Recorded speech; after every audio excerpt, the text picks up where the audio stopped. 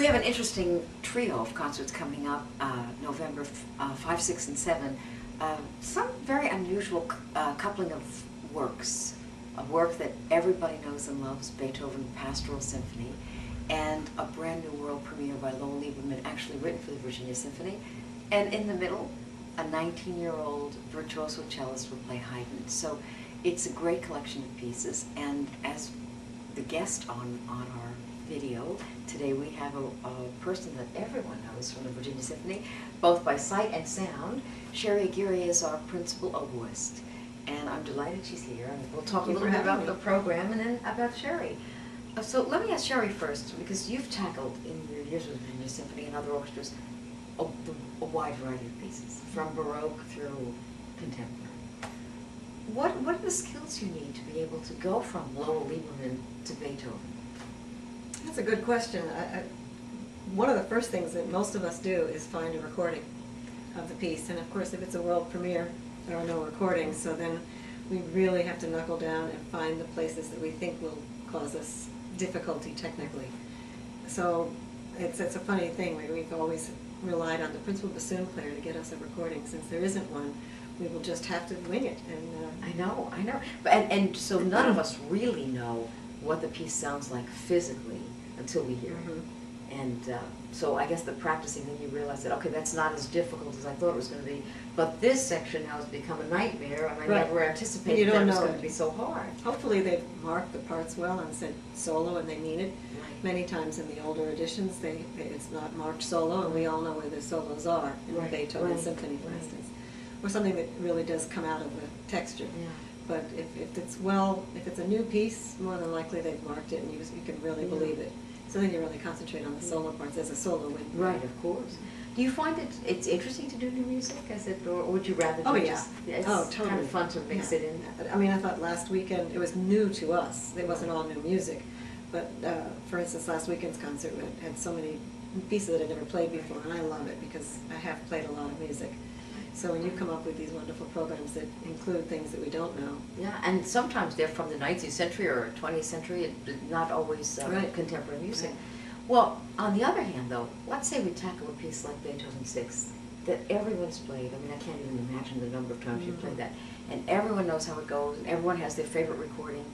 What are the challenges for you in that? Because you've got a number of very important solos. You know, it's not a challenge exactly. What I love about my role in the Virginia Symphony when you're conducting is that you let us do our thing. And I feel like I can try something new, something a little different, and you allow it. Yeah. I've been with many conductors that also would say, no, it's got to be like this, and sometimes it throws you because you come in going, I'm going to try something a little more creative, you know, and so in that regard, I know exactly what to expect, where it should be played, but if I can do a little nuance once in a while, I see you smile and you think, oh yeah. Well, that's what makes music so much fun, because it's so fluid and it's changing all the time. And as Sherie changes as an oboist and as a person, as I change as a conductor, all the other musicians are growing and thinking about things differently. Every time we play it, it's different, and that's what's so much fun. I mean, because we're different people, so we're also listening to our colleagues. Sometimes we hear somebody play something and we think, that it just gives us a glimmer of something that we might do. So over the course of a week, it's constantly changing. The 3 performances will all be different. That to me is so intriguing. And the performance that the Virginia Symphony gives of these 3 pieces will never be able to be duplicated by any other orchestra, because it comes from the personality of each player. So that's why I always look forward to doing a piece that we've done before, because it'll be different. It'll be different.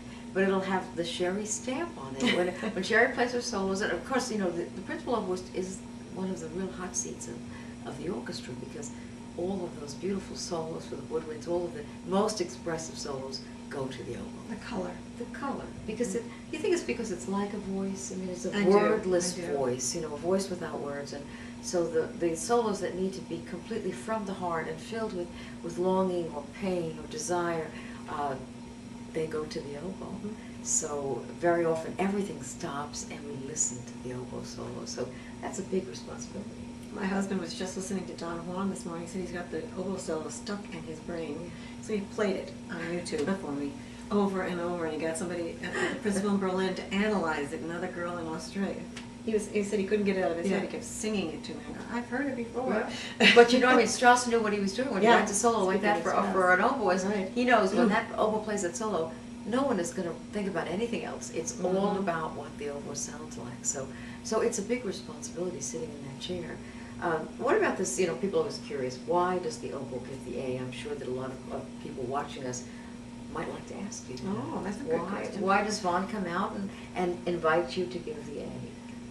I have a feeling it's mostly the location. We're in the middle of the orchestra, and of all the woodwinds that are more or less in the center, the oboe has the sound that most goes directly out to the audience with a straight, narrow, focused sound. And I think it's that alone. Is there any other? No, I think it's clear to hear. There's not too much vibrato to confuse people, and it's well, it is a stable instrument thanks to you. I mean, Sherie is extremely careful about giving the exact A that the orchestra needs, and that gets us off the base. Yeah, Vaughn and I had our differences of opinion years ago about whether it was a flat A or a sharp A, and there are orchestras, they measure their A's by, what do they call them? It's 440 something. Something, yeah, I don't know what the word is. I don't know what the word is either. Whether it's 440 or 441, that's vibrations per minute of that A. So, vibrations per second of that A.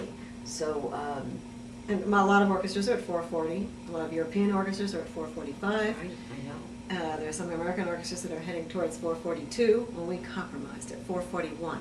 And this so when somebody new comes into the orchestra, I said, by the way, we're at 441, and they say, oh.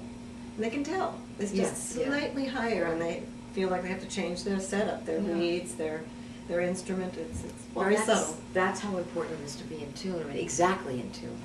And I think 441 has worked for us in sort of a compromise situation between the woodwinds and the horns and the strings, but it's a big job. And Sherie's been with us now how many years in Virginia Symphony? I think this is my 22nd.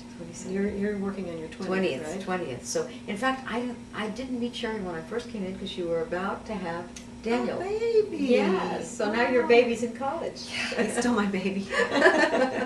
Yep. He's 19. Oh my goodness. Yeah. That's right. Yeah. That's So right. I think you were just about to have Daniel's, and you had Daniel, came back in the middle of the season. So. But how did you come to the Virginia Symphony? It was so long ago, I can hardly remember. I was out of the country for 8 years, and then I looked around at my surroundings, and I was in a lovely city of Madrid, but I wasn't with American Winds, and I thought, I've got to come back and see what it's like to play an American Wind section, and I haven't looked back since then. As much as I was sad to leave Europe, I just had to come back. So I ended up here as my first American symphony job. I started in Florida and took the auditions that I could find, and this was one of the first. Yeah. And well, very lucky for us. Was it very different coming to an American orchestra then? Very. The center of the woodwind section? Very. My particular situation was the opera orchestra in Madrid, and Spain has come a long way since then. But at that point, there were a lot of band players in the woodwind section. It just didn't work with me to say it's not the really subtlety that you wanted. Yeah. I just couldn't imagine that I would spend my whole career doing that. It's also under the stage, so you rarely come out from underneath, and I think that has its drawbacks, you know. So didn't look back, 22 years. That's I don't know where they went. I know, I felt the same thing with 20 years, they fly by, but such great memories and the great experience of being with this orchestra for 20 years and learning so much from them. And I tell Sherie that, Oboist plays a piece that we've done, and it's her sound that I hear in my head. That Sherie's is my ideal sound, and that's what I'm looking for when I work with anyone else, is that I've learned all the repertoire with Sherie playing these solos. And it's a great thing. I feel it's been a fantastic 20 years. And you, of course, have changed the woodwind section. You've had people coming in and out. But the principals have been, for the most part, somewhat stable. I used to be very new when I first got here, because they'd already been here for 5 to 10 years even. But now I feel like I'm part of the old school. But that's great for us, because I have a feeling sometimes we have a wind section that just thinks and breathes together, especially our principals are so locked in together. And that makes the whole orchestra great around them. So the other thing we've changed out several times is bassoon. Bassoon, right? But everybody else has stayed the same. Right. Well, Sherie, thank you. Thank you for I having really me. look forward to hearing another Beethoven with you. Yes, I love And it. discovering the Lowell Lieberman and welcoming cellist Julian Schwartz. Julian Schwartz is the son of the conductor Jerry Schwartz, and a fantastic teenage virtuoso playing cello. I think people will be thrilled with his Haydn. So it's going to be a wonderful concert of some old favorites and a brand new discovery.